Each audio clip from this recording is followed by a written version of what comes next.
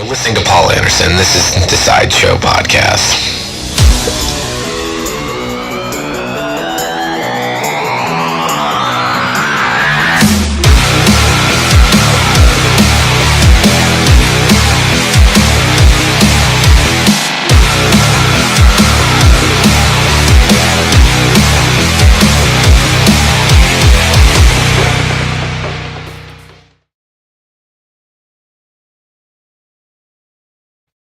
Hey, and welcome to the Sideshow Podcast. I am your host, Paul Anderson, and yeah, this is a good episode this week. I'm stoked on it. It went very well. I talked with Brian from the band Currents. Brian is the lead singer of this band, and he had a lot to talk about. It was really cool. We talked about their new record, The Place I Feel Safest, and how it has been being on such a cool label, SHARPTONE Records. SHARPTONE kind of bursted into the music scene with some crazy signings, and they happen to be one of them. And he told me a lot of the benefits and stuff about being on such a cool label like them. And yeah, and we also talked about his crazy touring schedule and some of the opportunities he had playing with bands such as Miss May I, and I know Kublai Khan was on there, so that's kind of cool. So, and he even talked about the upcoming Within the Ruins tour and their show they're going to be playing with the legendary Hatebreed. So stay tuned, get excited, because I like this episode so much that, you know what, I want you guys to check it out and check it out again, and then check out some past episodes and hit the subscribe button. Do that. What the fuck? It's cool. And this has been really fun, you know? So I'm stoked on how the podcast has been coming along. I have so many great guests that have been on the show, and I thank them all. I thank Lauren from Sharptooth. I thank Duncan from the band Roseview. I thank all these great bands. Steve from Punchline. I mean, we have... this is episode, I think, like 28, 29. I stopped fucking numbering them because, you know what? It's not about the numbers. It's about pretty much enjoying what I'm doing. So, but we are there. We're starting to build ourselves a nice little catalog here for you guys to check out, and I hope you guys can stick around and check them out week after week. All right, enough fucking blabbing. Let's have a good episode, and I'll talk to you guys soon. All right, peace.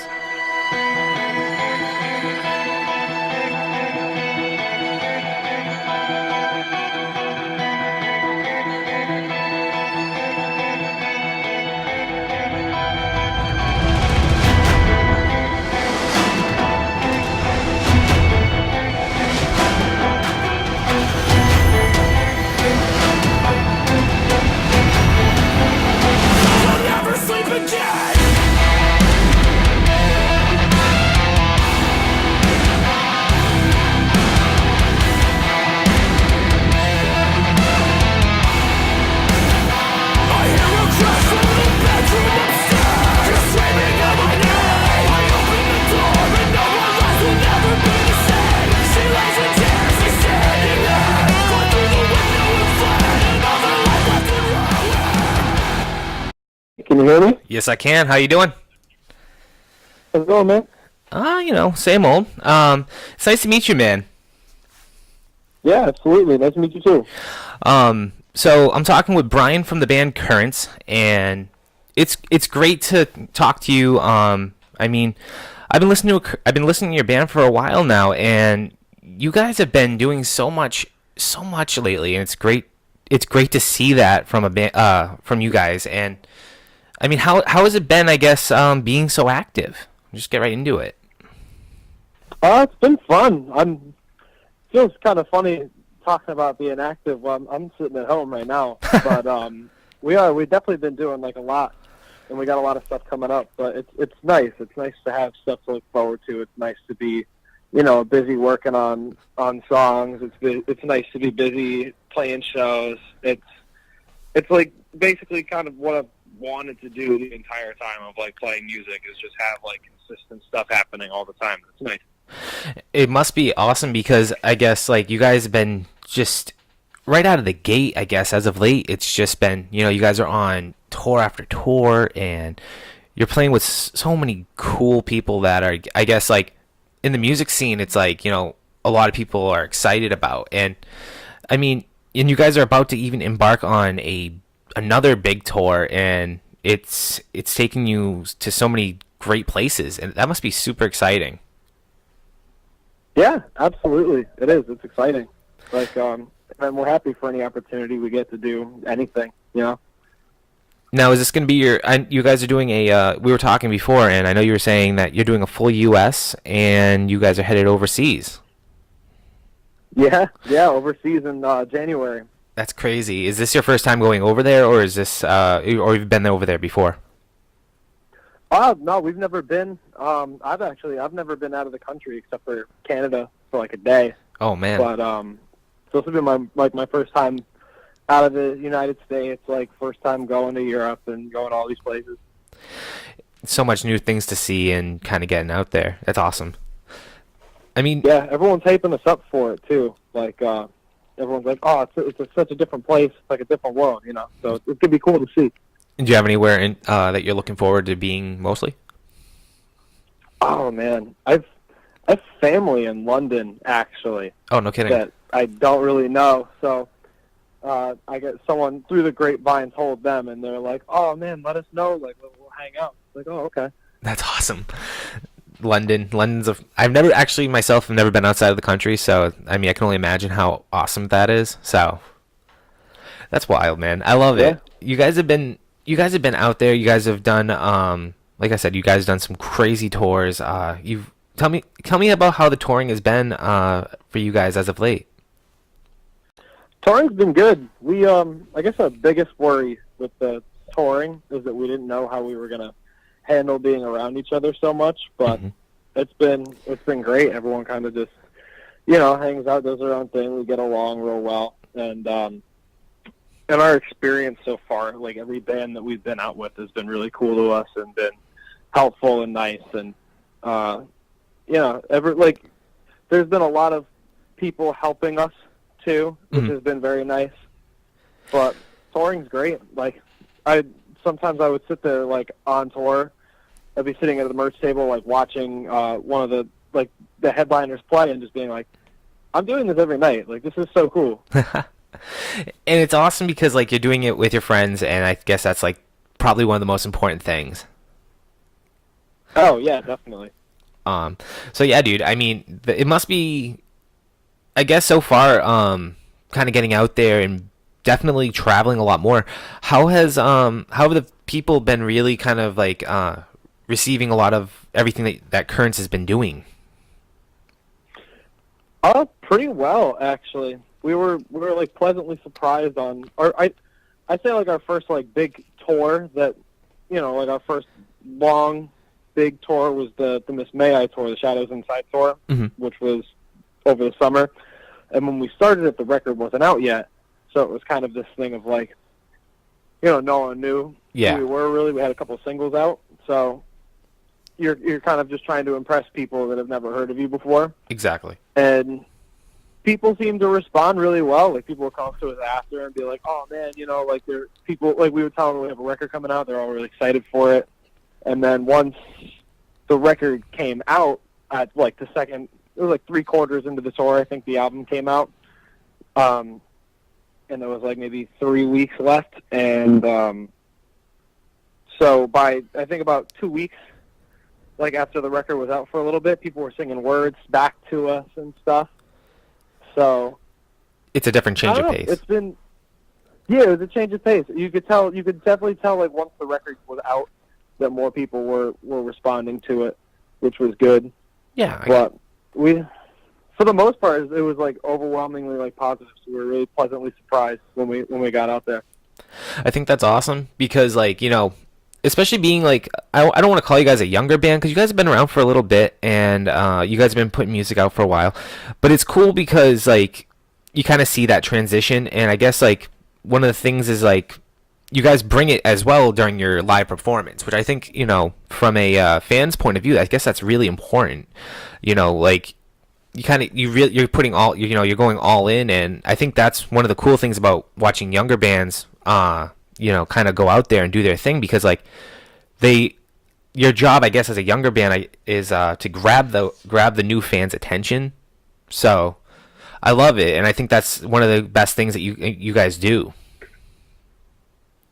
Well, thank you. I appreciate it. That's good because, I I don't know, like I'm kind of like that same way where it's like if I see like a new band, I'm kind of like not looking to be impressed, but like say I'm like kind of familiar with them.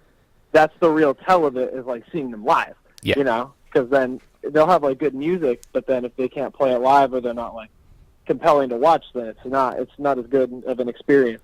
You know, I get it, and I guess that's the thing. A lot of people kind of look for is like, you know, you want the full package, and that's what's kind of cool too. I mean, in reality, talking with other guests on the show, they've even said like, you know, it's not always about the record selling; it's getting people to go to shows. And when you start developing like a really good, dedicated fan base, I guess, it really helps you guys, I guess, in the long run, especially where you obviously want it to be a long-term thing, and that's what's important.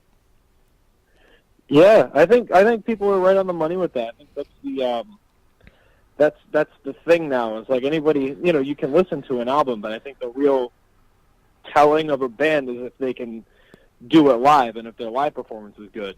Yeah. Has there been people are quick to spot that now, you know? Oh, absolutely. I mean, you can tell when a band, like, you know, you can make it all sound great in the studio. That's fantastic. But when you can't go up there and play a chord or even like, you know, hit notes and stuff, it can be like, you know, will I go see this band again? And, you know, you don't ever want to leave a fan 50-50. You always want them to be like abso-fucking-lutely.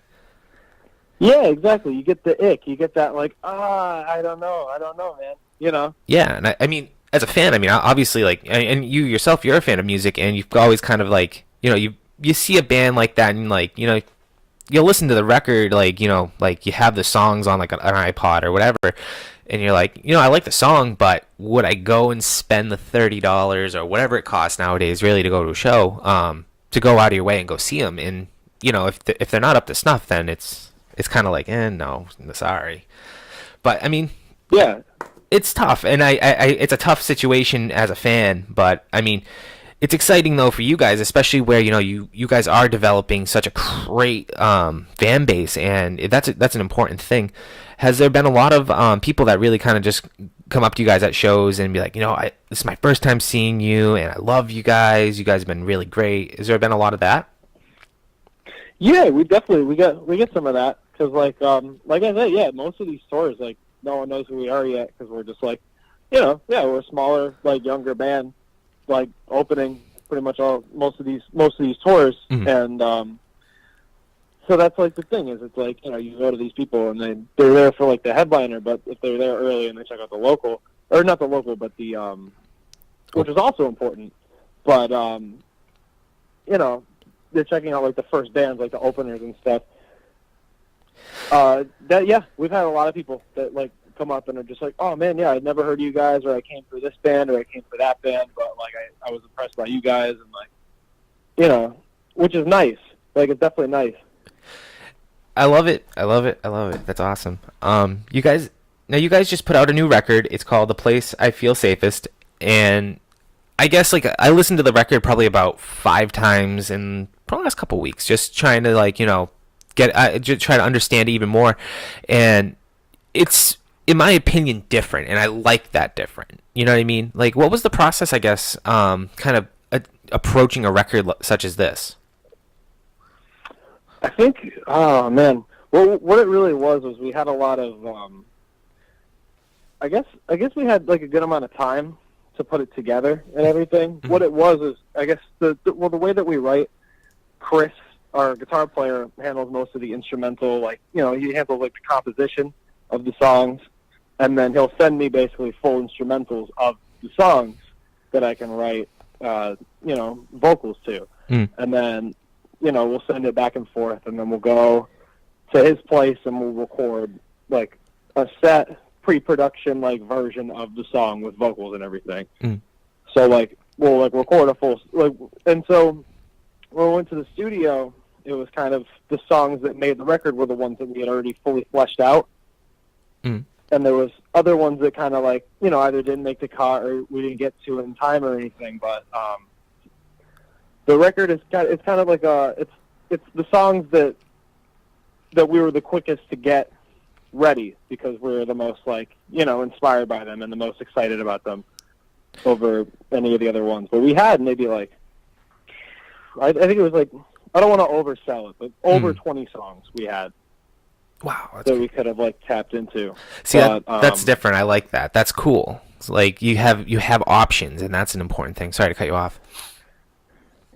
Yeah, even now, like we're just, I don't know. I don't want to say we're like sitting on a bunch of stuff, but we have like a lot of material that we can work with. There's songs that didn't make the cut for this record just because of time or for whatever reason that we can take parts out of or just use for another release or something like that. So it's nice because that's the way that we've always kind of been. Is we're just always writing stuff. We're always working on it. See, what I like is the fact that like you're one of the first bands on the show that really came, like that said, like we came in with 25 songs, and a lot of bands like they either work right in the studio or they have them polished, ready to go, just go in, record, get out, and that's that. I guess what was the choosing, I guess, when you guys were selecting the songs, was it just like you said, pretty much it came down to time, or were there ever any in particular songs you're like, I really love this song, I want it on this record, but I'd rather wait a little longer and maybe polish it up a little bit? Yeah, there's a little bit of that. It's what it kind of was. Let me see. I'm trying to think of a way to like explain it. Yeah. But the songs that made the record were 100% songs that we wanted on the album. Of course. Like I don't think there was any that we were like iffy on or anything. Like every one is like it was a fully fleshed out idea pretty much before we got there. Mm-hmm. And I think that was kind of the telling thing of why those songs made it, was because they were the ones that, like, when you're writing something, sometimes you'll struggle or you'll spend a lot of time being stuck on a part. Yeah.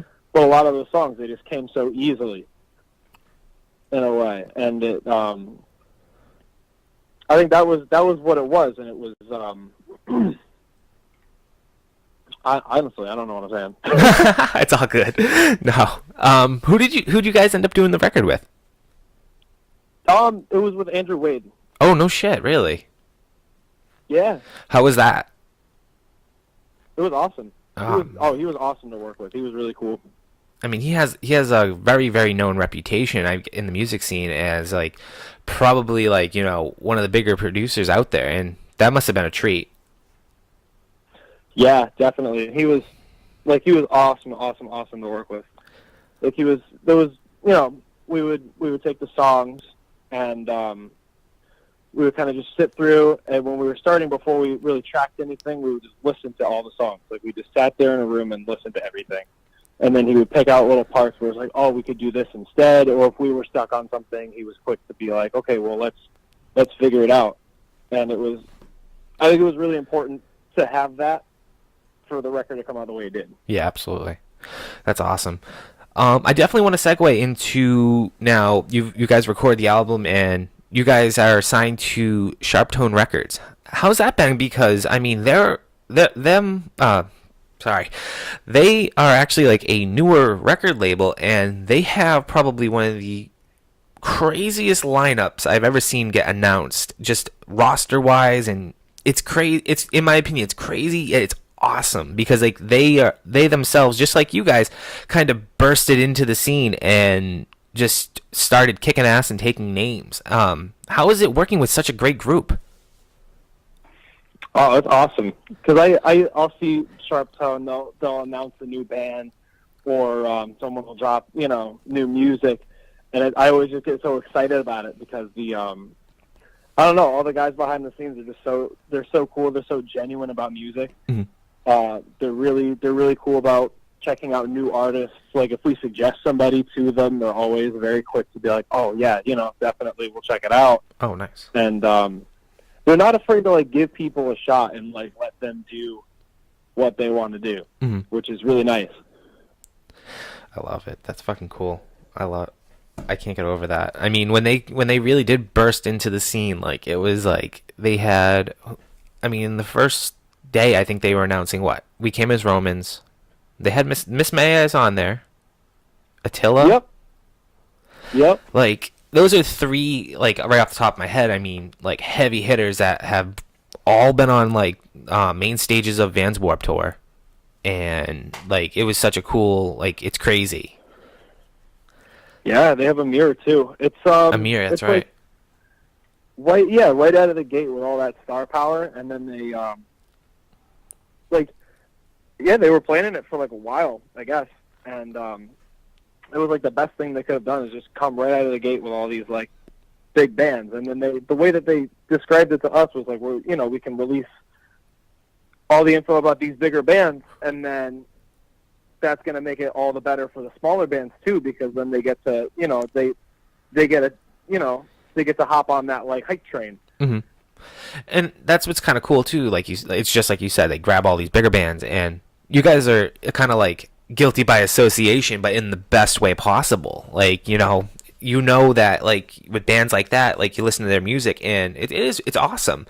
And then you start looking through the roster, and what reminds me of it, and I mean this with all due respect, it's like the old days of Victory Records, and that's how I really got turned on to music, was the old days of like when you would look at Victory's roster and they had Bury Your Dead, Taking Back Sunday, Atreyu, I mean, and then you just couldn't help but grab all these other just start gravitating through their roster and just like looking through them all and say, I'll check that one out, and the next thing you know, like, you're just a fan of the label more than you are of like just all the like, you're obviously a fan of the bands, but you're a fan of the label. And I think that's what's cool about SHARPTONE, is that I feel like they kind of took that same approach and it works, and I like that.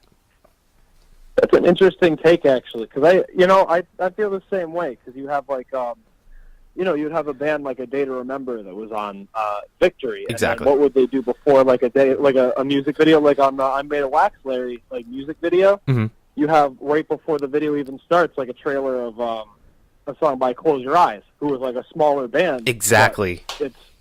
You get all that traffic because you're on this bigger label that's helping out the smaller bands. They're always doing features and promotional stuff for like the smaller bands.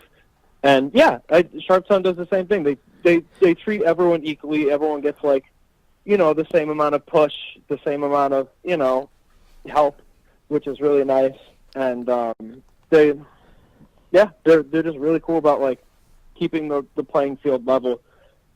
And I've heard that too. I mean, throughout like the music scene, where like some people will sign to a label, whether it's big or small, and it's like, well, they're focusing all their attention on band A, and it's like, well, what about us over here? But that's good that it sucks. I mean, it sucks like that those scenarios do happen in the music scene, but it is. I mean, it isn't an is what it is situation, because that's what's good about being such a solid band, is like you don't. Or being with such a solid label at that point too, it's like you guys don't have that worries. Like you guys are getting like treated obviously great. I mean, you guys are, like I said, guilty by association in the best way possible, with such a great group of people around you too. It's awesome. Yeah, no, they take care of us, and we're real grateful for it too. And like I said, the entire lineup, like the roster, is just incredible. I'll just sit there and listen like on like a playlist of like other bands that are on SHARPTONE, just because I like them all so much. Oh, I'm the same way. I mean those. I guess a good question to start, I guess, to really kind of get to know you but a little more, is like, what were some of the bands that really kind of got you involved in music? I guess, like what were the bands that turned you on to want to play in a band? I think Linkin Park was the first one where I was like, oh man, that seems so cool. Because it wasn't, I remember seeing like Mike Shinoda on stage. And like, I mean, there's just the dynamic between like him and Chester, which is so cool. But I think I saw the Live in Texas DVD where they're playing to people. I think it's in Dallas, but I don't remember. But I know it's in Texas. Yeah. And I just remember watching them and being like, "Oh man, that's so cool! I want to do that." That's awesome. That they were. I mean, they still are. Obviously, just one of the greats. And it's funny. Me and some friends I work with, we got into a really good conversation, and I think that Linkin Park kept coming up, but it was in the future who's going to be in like the Rock and Roll Hall of Fame, like when we're old men or whatever. You know what I'm saying? Like, who would be those like induction type of like who would be inducted in our time? And like Oh yeah. They just kept coming up. Like I mean, we would grab different people from like where we work. And, like who would you think? And Linkin Park, I think, came up probably about like I shit you not, like 8 times just in the conversation, and it was like, just on paper, like I think they were one of those bands that definitely set the bar, especially when it came to like alternative music. Oh, absolutely, yeah. If anyone deserves a spot, definitely them. Absolutely. I mean, just in your opinion, who do you think would be like a good nomination, I guess, when you think about it? I don't know. I don't even know who's man. It's funny. We were just at the Rock and Roll Hall of Fame like a couple months ago. But really? I feel like Foo Fighters, 100%. Yeah, I agree. They're going to be in the Rock and Roll Hall of Fame. Radiohead, Foo Fighters. Actually, Radiohead is nominated this year. Oh, they are? Yeah, they just got the nod. They announced the list. I just saw it, I think, last week. Oh, that's cool. Yeah, that's awesome. I mean, I always play the same list, and I'm like, right off the top of my head, I would probably think like maybe an Avenged Sevenfold. Bands like that, like they really kind of like they set the bar, I guess, when it comes to like hard music, and I think that's a good thing, especially where I feel like hard music doesn't really necessarily get it doesn't get the attention I think it deserves. So not at all. So awesome. Yeah, dude. So you guys are we were talking about earlier. You do have a new record out. It's awesome. You have 3 music videos. Tell me a little bit about that, because those videos are awesome. I watched them a couple times, and it looks like that you guys put a lot of work into them. Yeah, well, the videos are a lot of fun. I'm hoping we get to do like a little bit more of that soon. Mm-hmm. But we, yeah, they were fun. We did Night Terrors. We did with our friend Burke, and that was a great time. That video, because it was it's a live video, and it was kind of like a thing of like trying to introduce ourselves more to like introduce ourselves to like the people outside of Connecticut by showing people what a show in Connecticut kind of looks like, I guess. So that was great. We filmed it at the Webster in Hartford, which is like a venue that we play. Anytime we play in Connecticut, there's 99% chance it's going to be at the Webster. So you guys are playing in the Webster real soon too, right? What was that? I said you guys are going to be playing at the Webster real soon too, right? I just saw you guys had some dates up for that too. So if you're in the Connecticut area. Next week, I think. Oh, shit. Depending on what day today is. Now, who are you guys playing with for that? That's part of the Within the Ruins tour. Oh, shit. So that's going to be Within the Ruins, The Virgin's Crown, Enterprise Earth, and us. Okay. Dude, you must be stoked for that show. Oh, yeah, I can't wait. It's going to be a good time. I love it, dude. You guys are playing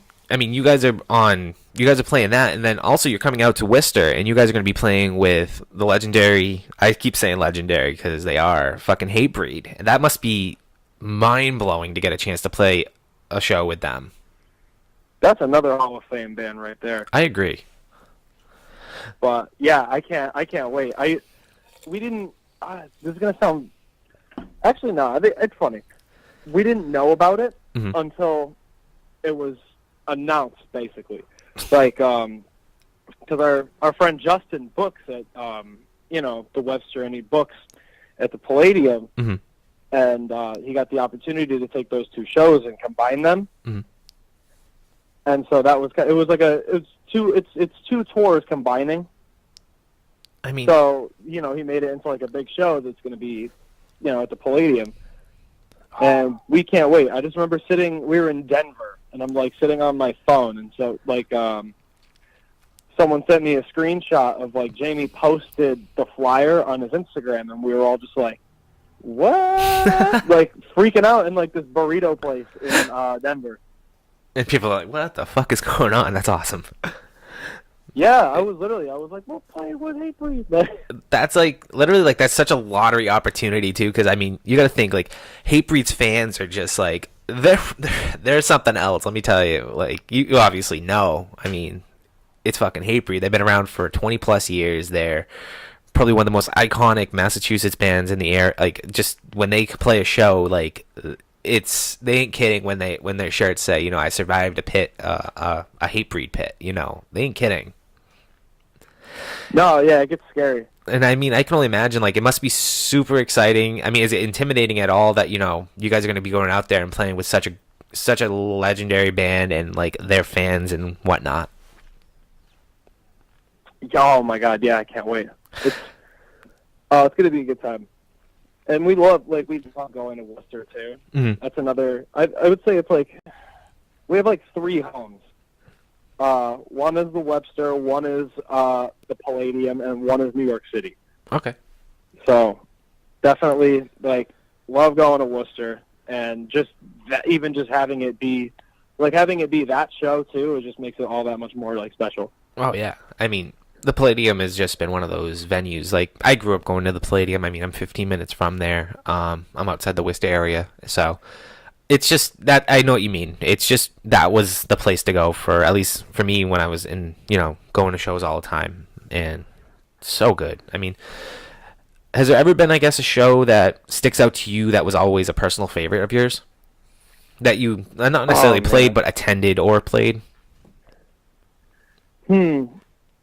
As far as attended goes, probably I went to this festival when I was, like, in the 8th grade called Cornerstone Festival. They hold it in Illinois. It was like a Christian music festival, and I went because one of my favorite bands, Still Remains, they were breaking up, and it was going to be their last show was that festival. Oh wow! And so, like, I, like, convinced my dad to, like, drive me, you know, to take the road trip and, like, have us go down there.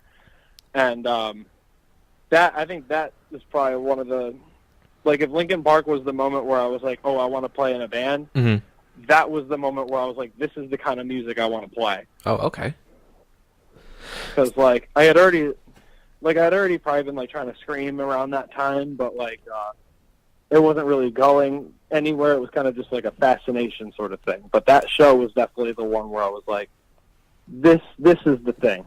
I just remember seeing As I Lay Dying and seeing this, like, because they headlined the festival, and they just this massive, like, the biggest circle pit I've ever seen. Oh yeah. Actually, you want that that? Was, I think, my, like. Wait, what? Oh, nothing. I was gonna say, you know what, man? I know exactly what you're talking about, because As I Lay Dying was actually the first circle pit I ever saw, and I did not know what to do. Yeah, dude, I was like, I don't know, 16, 17, and I was just like, what the fuck is it? What the fuck is about to go down? And the whole crowd just opens up like the Red Sea, and you're just like, all right, I gotta get the hell out of here, or just get in it. It was it was wild. Like, it was just the way that the singer totally, like, just had that crowd by, like, just controlling it. It was just great. They were actually probably one of my most memorable bands to see live. Oh yeah, definitely. I agree with you on that one. Yeah, they were one of my first circle pits, and I think my first time crowd surfing too. I was really dying. Oh man, that's sick. Is there a favorite show that you've gotten to play so far that always will stick out to you? Like, this is it. Like, that's the show. Oh man, it's been getting, like, topped lately, like, with some shows. Like, you'll always have, like, a couple, like, every tour you'll have one that's, like, special. But I think one of my favorites was Mansfield, Massachusetts Warped Tour we got to play. That was great. Awesome. That was like my second show with the band. And I was, like, terrified, but it was fun. Were you on the smaller stage? It was like the woods. Yeah, it was the one. It's the stage that they have in the woods. Yeah, yeah. I mean, I've been attending Warped Tour for so long, so yeah. Sorry, continue. Well, yes. And then I think my favorite now is we played in Baltimore, Maryland, on that the Miss May I tour, and it was a sold out show. It was the first sold out show one of the first sold out shows we ever played, and it was awesome. Wow, I love it. You've been going to, now you said you played Warped Tour. Have you been going? Did you attend Warped Tour a lot beforehand? Yeah, definitely. I was kind of a late bloomer with Warped Tour. Yeah. But I think I had been going since high school. I was like going to Warped Tour. I tried to go every year. I don't think I've missed one in probably like 4 or 5 years. Oh shit. Okay. But yeah, I love going to Warped Tour. I love the vibe. I love the environment. There's enough going on that you can go run around and see whatever band you kind of want to see, because there's enough different genres, and they do a good job every year of like changing it up and getting like newer bands on the tour. So yeah, they have definitely. actually. I love Warped Tour. I do too. I mean, I've been going since let's see, 2007 actually was my first year, and I mean I'm 28 now, so maybe I'm a late bloomer too. But I mean, that was probably one of my that's probably one of my favorite festivals that exists, just because like one of my favorite things that they always say is like, it's your safe place, judgment-free zone type of thing, and it's so true. I mean, you really do feel like you're just with everybody, and it's such a good time, and getting to see all your favorite bands, especially in one day. Yeah, definitely. There's never barely ever fights. No one's really. I don't think I've ever had a bad experience at Warped Tour. I mean, people will get hit, you'll get hurt or whatever, but I agree. It's definitely like a community sort of thing. Like you feel like you're kind of in with everybody. I love it. It's so fun. I mean, I can't wait for what Currents is doing. I mean, you guys have been just like I said, you guys have been one of the busier bands. I mean, I feel like every time I look at someone's tour poster, Currents is on there, and you guys are just doing work. I mean, I love it. It's so awesome to talk with you. I don't want to take up too much of your time, but I do usually like to play a game on the show, and I wanted to ask you, if you were stuck on a desert island, you have one album to bring with you, what would that album be and why? Ooh, oh my God. Sorry, I didn't put this in the notes. No, that's fine. I love immediately thought of Meteora. There, Linkin Park's leading Meteora. There you go. Okay. Is there a reason like they always just be one of those albums that stuck with you? Oh, absolutely. I don't think I've ever listened to a song on Meteora and been like skipped it, just because I love it so much. Mm-hmm. And it was the first Linkin Park album I heard, and because I hold it kind of higher than Hybrid Theory, even though that's kind of like a taboo thing to say. Mm-hmm.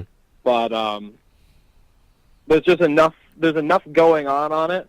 There's enough different kind of, they sample enough from different genres that you don't get bored of it ever. No. I know exactly what you're saying. That's awesome. That's a good pick. Now what have you been listening to lately? Have you been listening to anything new or in general? I love this band Dayseeker. Like I love Dayseeker, and that's kind of like the one newer band that I've been like stoked on completely. Okay, there you go, Dayseeker. I'm gonna actually check them out. I feel like yeah, they're let me see. They did a tour with Silent Planet not that long ago, and they're on this other tour with, I think it's Ocean's 8 Alaska, and then Animate, and then our friends in Afterlife that we actually just got off tour with like a month ago. Okay. Actually, you know what? Now that I'm thinking of it, yeah, I have seen them around. I've just never actually picked up their record, so I have to. Okay, that's a good one. Yeah, they're a band that like they're great on record, and then when they play live, it's like we were talking about, you get that kind of ick thing if a band's not good live. Yeah. Like, oh, I don't know if I want to. But I remember I just like the second they start, you're just like, okay, yeah, they're good, they got it. See, those are the bands I like to see. So, I mean, that means I'm gonna have to go and check them out. I got your recommendation on this. Oh yeah, absolutely, 100%. Fucking sweet. So yeah, I mean, outside of tour, I mean, like you said, you're at home right now. What do you find yourself doing in your free time outside of music? Oh man, I mostly work. I work all the time. I actually just had my last day yesterday. Oh, lucky. But when I'm not working, I'm mostly just like a gamer. Yeah. Like I'm like play a lot of Dark Souls. That's kind of what I've been into lately. Mm-hmm. And then me and Ryan both will agree on this. We both really like beer. I like wine, but we both like beer, and we like trying new craft beers and stuff like that. Going to bars that make their own, or going to breweries and checking it out. Hell yeah. Dude, actually, I'm right there with you. I've tried so many different breweries, especially like in the Mass area. I feel like they're popping up everywhere now, though, which is really, really cool. I mean, it's definitely unusual. I mean, is there anywhere in particular that is a favorite? I think Two Roads is always going to be my favorite, just because it's Connecticut. Mm-hmm. They're right in Stratford. I think they were like the first craft beer I had where I was like, oh man, this is great, and I was like excited to try other ones. Anytime I saw Two Roads, and if I hadn't seen it before, I would just grab it because I knew it was going to be good. Mm-hmm. But outside of there, I think New England beer is the best. 100%. A lot of my favorites are in Massachusetts too. Yeah. Like Treehouse, I only had once, but it was fantastic. Hill Farmstead is great. Mm-hmm. I know, dude. You got to get down to Treehouse. I mean, I feel like the beer is good. Like the actual place itself does it more justice, and it's crazy. Like the facilities they do there is nuts. Because I'm only probably about 10 minutes from there, so I could go anytime I want. And I'll tell you one thing: it's worth the trip. Oh yeah, yeah. Ryan goes there.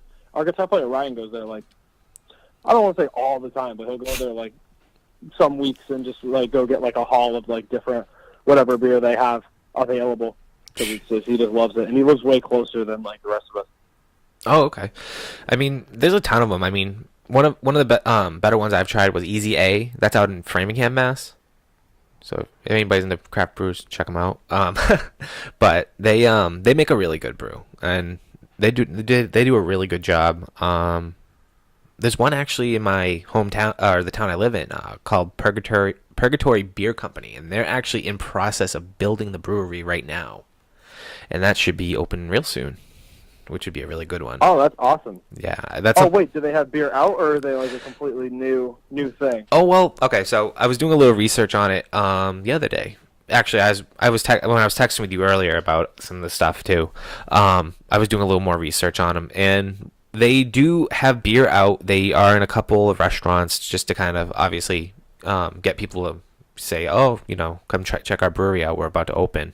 So they do have some beer out, but they don't have the facilities open yet. I think it's within the next couple months. So that's exciting. It's wicked exciting. I mean, I live in a small little town, so it's really it's different. It'll be a little bit of a change of pace. That's funny. My town's getting one too. I don't know what they're called or anything, but they've been in the process of getting it together. They bought the place. It's like an old train station that they're going to be making, into a small little brewery with like a tap room and stuff. So I'm trying to get in on that and like start working there or something. Oh shit! I mean, I have family that lives out in Ellington, Connecticut, and I think one of my cousins was telling me about that actually. It sounds a little familiar. So yeah, maybe if it was in a town called Bethel, then most likely. Maybe I'll have to get in touch with her. We were talking because I mean when it comes down to wines, I don't know too much. Do you have a particular favorite? I like Gnarly Head a lot, just because I think it's an easily picked up. Like their Merlot is great. Like if you're not into wine, or especially like red wine, that's a good one to start with. Okay, I mean, well, yeah, Gnarly Head Winery, they're really good. Okay, Gnarly Head Wine. I'm gonna actually write that down, because I mean, my family is big into wine. I mean, it's funny because like everybody kind of has their drink. So like I have aunts that love wine, and I have like I myself, I'm into single malt Scotch. Oh yeah, Scotch is great too, definitely. Huge Scotch fan. I mean, I feel like everybody has kind of like their own palate when it comes down to liking better, like higher alcohol, not so much Bud Lights or any of that type of stuff, Gnarly Head Wine. That's fucking rad. I like that. Yeah, dude. Like I said, I don't want to take up too much more of your time. I really do appreciate you being on the show today. Yeah, thank you for having me, man. It was great talking. I love to play music at the end of the episode, and I would love for you to pick one of your songs, and we can let people check you guys out at the end of the episode. Oh man, let's go with Delusion. How about Delusion? That's a good one. All right. Can you tell me a little bit about the song? It's a song kind of about, it's about somebody taking too much of an interest in what you're doing. I kind of wrote the song around the idea of, say having like a friend that kind of turns into a stalker a little bit. Like you have, someone that cares almost too much about what you're doing and wants to have everything to do with you. And it's kind of a song about pushing that person away and trying to, get them out. I love it. That's awesome. All right, man. So, dude, I appreciate you being on the show today. Everybody, that's Brian from the band Currents. Check his band out. He's going to be on tour real soon, and if you haven't been to one of his shows, get your ass to his show. Check him out. Buy some merch. Buy the record. Have fun with it because I love what I'm hearing, and I think you will too. So, I want to thank Brian for being on the show. I want to thank Scott Lee and Davey Muse for helping me out with this one. I love it. This is probably one of my favorite episodes to have, and getting to know somebody new and getting to learn about his band. So, everybody, that was a Sideshow PC. I'm Paul Anderson, and I'll talk to you next week. Peace.